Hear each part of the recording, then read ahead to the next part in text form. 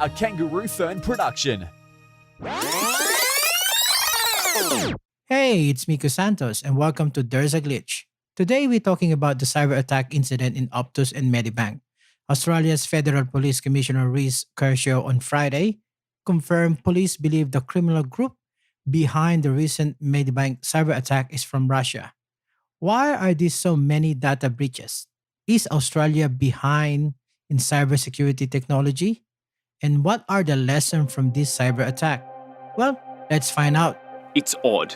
When the Optus data breach happened Thursday last week, it wasn't the biggest news event. Hackers have Optus published and its extremely confidential and compromising information. Australia's largest health insurer is now this country's latest high-profile victim of cybercrime. Sure. Yeah. So most organizations are collecting, personal data at some level, to enable their businesses. And so, By the way, this is Jeremy Kurt. I'm an executive editor with the Information Security Media Group, which is a publishing and events company focused on computer security. And so I write about cybersecurity and data breaches and malware and ransomware and all those interesting things. A data breach exposes confidential, sensitive, or protected information to unauthorized person. So this can happen because of somebody has infiltrated their systems and been able to get to, say, a customer database, or sometimes it can just happen by mistake. People will just mistakenly leave maybe some service open, or maybe accidentally email something to somebody else that they weren't supposed to receive. So it can happen both through, intentional malice and also just by accident. We've got quite detailed information from Optus about what the security breach has put into the public realm. We know that This is Cybersecurity Minister Claire O'Neill in a 7:30 TV interview on ABC. Has been stolen from Optus, but for 2.8 million Australians, quite extensive personal data, which includes things like license numbers and passport numbers, have been taken. How were the data stolen? Some experts say the attack in Optus is not sophisticated. What is of concern for us is how what is quite a basic hack was undertaken on Optus. We should not have a telecommunications provider in this country which has effectively left the window open for data of this nature to be stolen. So, Jeremy, what do you think on Optus cyber attack? Sophisticated or not? And there was a lot of debate around, what happened. So just to say, even today, today is November 5th when we're recording, Optus has not officially confirmed how it was attacked. However, there was an ABC story not long after it happened that quoted a Optus executive as saying that it was an API, an application programming interface, that had been exposed to the internet. It had been hooked up to a test network and something went wrong. And so I started reporting on this too. And so I actually reached out to the person, the hacker, and basically asked this person, how'd you do it? And that person confirmed that it was an unauthenticated application programming interface. And so this was, an API that was left open. Like normally you would have to authenticate it to be able to access data in it. And this person said, yeah, it was just left open on the internet. So they then enumerated the records, meaning that they sequentially downloaded everything in the customer database. And so I also had another source within Australia who was very close to the situation, who also confirmed that it was an unauthenticated API, and actually provided me with the URL, which I double checked with the person who was trying to extort Optus, who gave me the same URL. So it's pretty certain that this is how Optus was breached. So it's a common mistake in computer security. There's a lot of attention around, protecting APIs and ensuring that this kind of situation exactly doesn't happen. But again, Optus hasn't officially confirmed it. So there might be some slight variations in how, but I think we're pretty close to the actual cause. Well, until today, Optus neither confirm or deny about the API. Now, Medibank is worse than Optus cyber attack incident. On October 13, one of the Australia's largest medical insurer, which is Medibank, announced it has suffered a cyber attack, on which has resulted in the breach of personal details of 9.7 million customers in Australia. With a single line, a gross violation. The hackers messaging another file of Medibank customer data was now on the dark web. Intimate details of hundreds of people, including medical procedures for termination of pregnancy. Is Australia behind in combating this cyber criminal? Or we don't have enough cybersecurity professionals to help us fight these cyber criminals? No, I don't really think so. What I think is due to some of the characteristics which are unique to Australia, we are really attractive as a target for the cyber criminal. For example, Australia is a really wealthy country. It has got lots of natural resources. It has got lots of digitized services. And most importantly, given the amount of land and geographical vastness we have, the population is relatively very small. So even if we want to protect ourselves, we don't really have enough manpower, I would say. That's why we are experiencing a number of cybercrime, and we are looking at some of the prominent examples as we speak.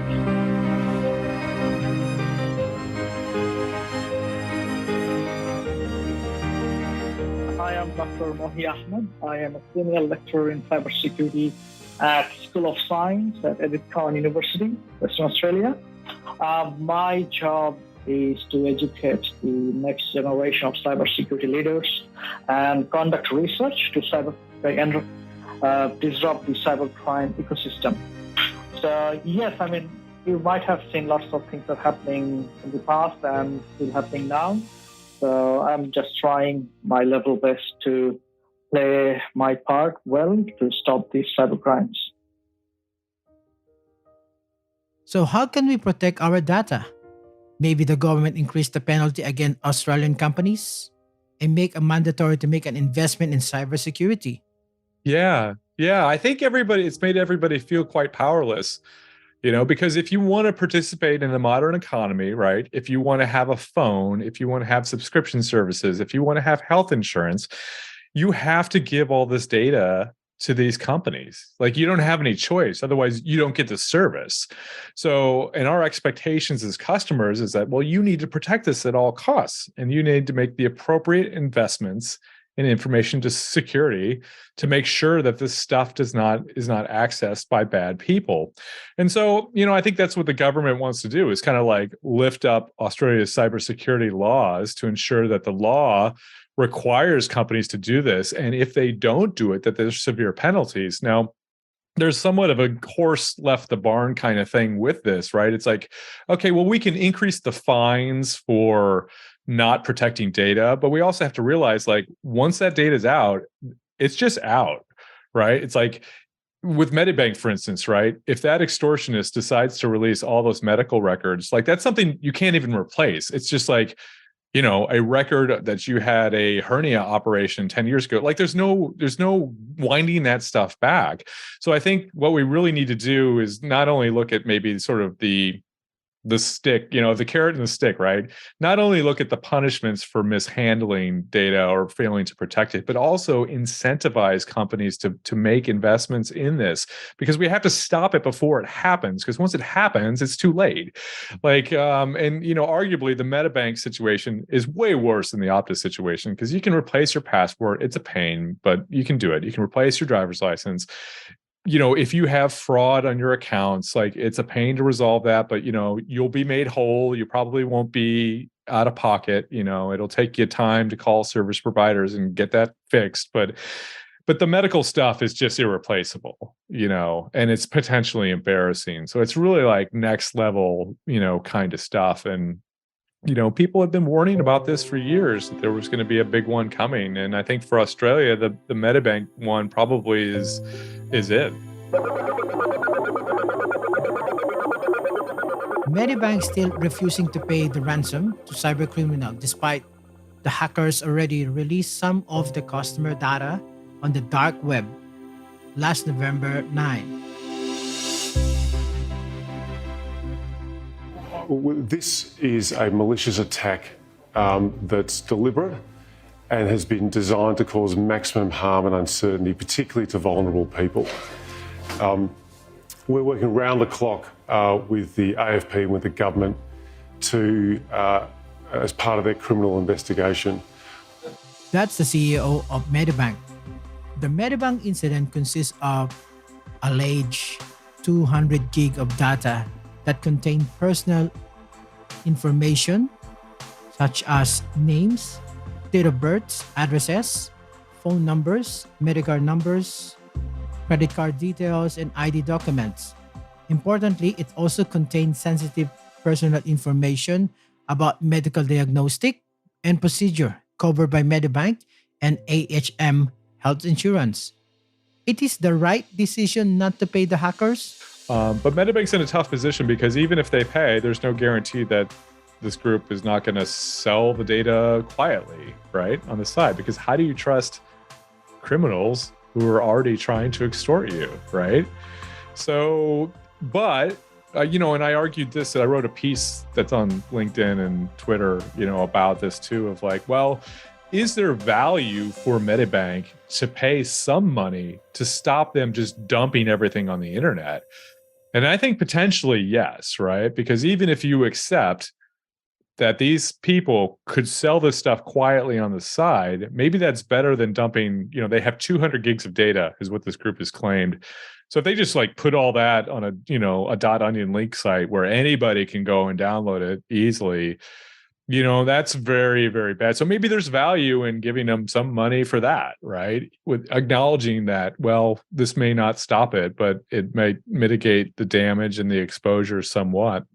So, but, I think, I always have like a sympathetic view towards organizations that are victimized by this because they're faced with no good choice, right? There's no good choices with this stuff. And this is crime, so even everybody gets quite angry about it and like, oh, you should have protected my data better. And it's like, well, yeah, but now it's just, this is what the situation is, right? And Medibank is a victim of a crime. Optus was a victim of a crime. People make mistakes. InfoSec is complicated. I don't mean to make excuses, but, anybody who's intimately involved with this field knows how complicated it is to defend really large networks, right? And how one small change can be that small change that leads to a breach. So it's a tough thing. It's a tough battle, 100%. If we pay even $1 ransom, that would incentivize someone else. That would attract more and more cyber criminals. Yes, we could have gotten some ransom from this enterprise from Australia. Why don't we target some other enterprises from the same country?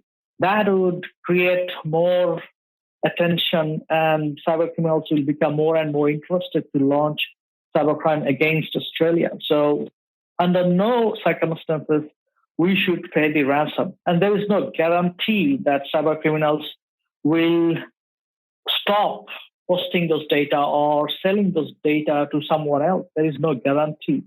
So not paying the ransom is the best possible decision in this context.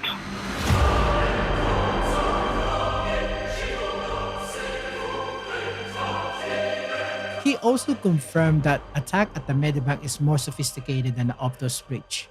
Optus attack happened due to a technical issue which was claimed, and I think that this was just a simple vulnerability which was exploited by the cyber criminals.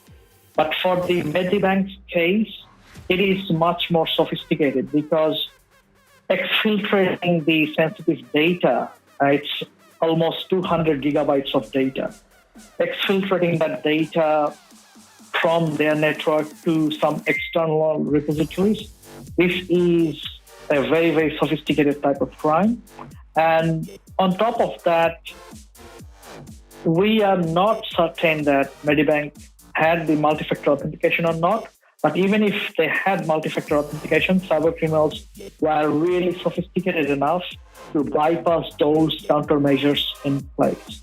So if you ask me, Optus was probably having some technical issues, and that was exploited by the cybercriminals. But with Medibank, which stores more and more sensitive and personalized data, they were really sophisticated. He said we should take some lesson from this cyber security incident and prepare for the future attack. I would say that what has already happened, we should take some lessons from there. And moving forward, we should look at the privacy acts. We should look at the cybersecurity insurance. We should also look at the newer variants of ransomware attacks, because cybercriminals will never cease to amaze ourselves. They will come up with newer strategies. So in my research, I find that the next possible ransomware attack would be the one where cybercriminals are not asking for ransom. They are not asking for any other type of ransom or cryptocurrency, and they're not posting those data. Rather, they compromise the network and the systems of our critical infrastructure, and they are manipulating the data stored there. So imagine a scenario where if, let's say, the Department of Home Affairs or the passport control or border control network is hacked, and the cybercriminals can input forged or illegal visa for someone else who is not supposed to be here. So that can be done, and anyone with those cybercriminal empire, they can come to this country claiming that, yes, I have got the visa. But in theory and in reality, no one has issued that visa. If we consider the context of childcare subsidies, if cybercriminals can compromise Centrelink or MyGov websites and the data repositories, they can tamper with the childcare subsidy. They don't really have to do anything else. They don't really have to steal the data or publish the data or ask for ransom. If they can target all the interested parties who are receiving childcare subsidies and their bank account details, the money can be sent back to the cybercriminals' designated accounts. And no one will even know that, okay, all of a sudden, millions of dollars has been going to the wrong account, and cybercriminals can just walk away with that money. No one will know unless some times are passed, probably in a week or two, by the time the money is gone. So these are the next possible ransomware attacks, and all the interested parties, law enforcement agencies, government agencies, everyone should focus on the next possible attacks and harden our systems. Data is everyone's business. If you're affected of the Medibank or Optus cybersecurity incident, it's important to you to remain vigilant and monitor all your devices and accounts for unusual activity. Report unusual activity to Report Cyber, or you can contact the ID Care at 1-800-595-160, and of course, contact your bank as well. Be alert for scams that make reference to Optus or Medibank. Do not click on the link in suspicious emails or messages that reference to Optus or Medibank. I'm Miko Santos. Thanks for listening. But I do want to address Australians today and give as much information as I can without putting at risk the criminal investigation. I know Australians are angry, distressed and seeking answers about the highly sensitive and deeply... There's a Glitch was created by Miko Santos and produced by Kangaroo Fern Media Lab. Edited by Jaime Bada. Pastora Bada is our executive producer. Frederick Miguel is our director of sound design. Our staff includes Jamie Lopez, Eleanor Tanchopo, Yasmin Carell, Miriam Saul, and Philip Costanaro. Our fact-checkers are Michael Balneg and Diane Kosovo.